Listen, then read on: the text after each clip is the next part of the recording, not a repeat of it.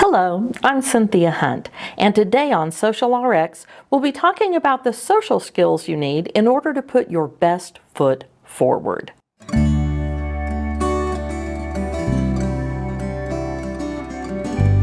If you want to make a good impression on the people you meet, good communication skills are essential. First in importance is eye contact. Always make sure to look people in the eye when talking with them. Whether you're meeting someone for the first time or the 101st time, pair your eye contact with a smile so they'll know you're happy to meet them. Eye contact doesn't have to be constant, but it does need to be reinforced every few seconds, even though you can glance away every now and then while talking with someone, whether one-on-one or in a group. Facial expressions are important too.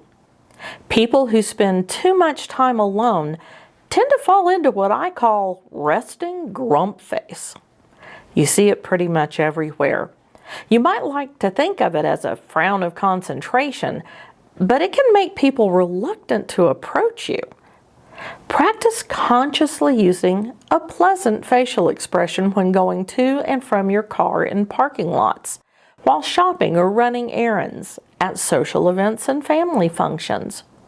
You'll see pretty quickly how much more positively people react to you, even total strangers, whenever you make brief eye contact with them.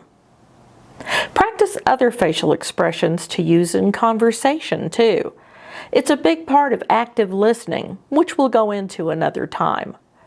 Watch yourself in the mirror and mentally play back different stories you've heard, finding suitable facial expressions to fit what's being said. Some stories are funny, some surprising, some inspiring, and some sad. By paying attention to what someone is telling you and using a corresponding facial expression, it will show them you're interested in what they're sharing. They'll feel understood without you having to say a word. Next, be aware of your body language and make sure it's accurately communicating what you are thinking and feeling. Read up on body language tells and check yourself every so often to make sure your body language is saying what you want it to say. Also, pay attention to the body language of the people you interact with. It can tell you a lot about how well you're communicating and how they're reacting to what you're saying. Another thing to keep in mind is being respectful of people's personal space. The less well you know someone, the more space you need to have between you when you're talking. I'm not talking about football field lengths. It can be as little as a few additional inches. The amount of space you need to keep yourself from others can also vary by culture and even gender. If you notice that someone shifts away from you in conversation, it may be because you're allowing them too little space. Back off a little, and they'll be more comfortable. Next social skill, tone of voice. Your tone of voice and its volume can tell someone almost as much as the words you're using. It's important to think about the emotion you want to convey whenever you engage with someone and make sure that your tone of voice reflects that feeling. Pair this with your facial expression. It's hard not to sound upbeat when you're smiling, so try to smile whenever you're answering the phone or greeting someone. Be mindful of your volume also. If you notice that people keep backing away from you when you're speaking, try lowering your volume a little. And if people are having to lean forward to hear you, speak a little more loudly so they don't miss what you're saying. Up next, minding your manners. Etiquette evolves over time, but there are plenty of articles that can tell you about the proper manners for the present day.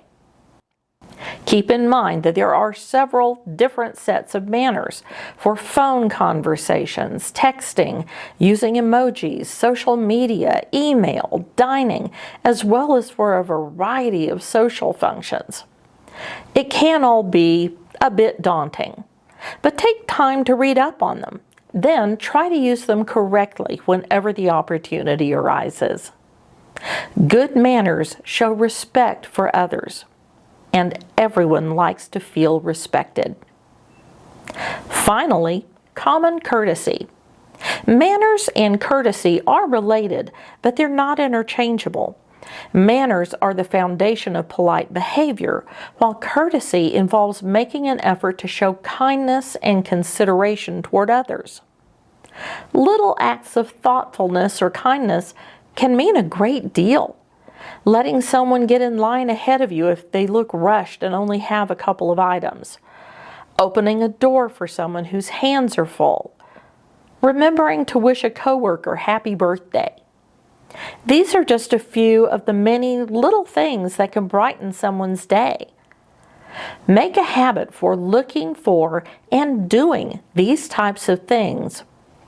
Will not only make you a better person, it will also make you a happier one. And happiness attracts people without even trying. I hope you've enjoyed this video. If you have, please give it a thumbs up. Subscribe to our channel, and to be notified when we post something new, click the bell. Bye!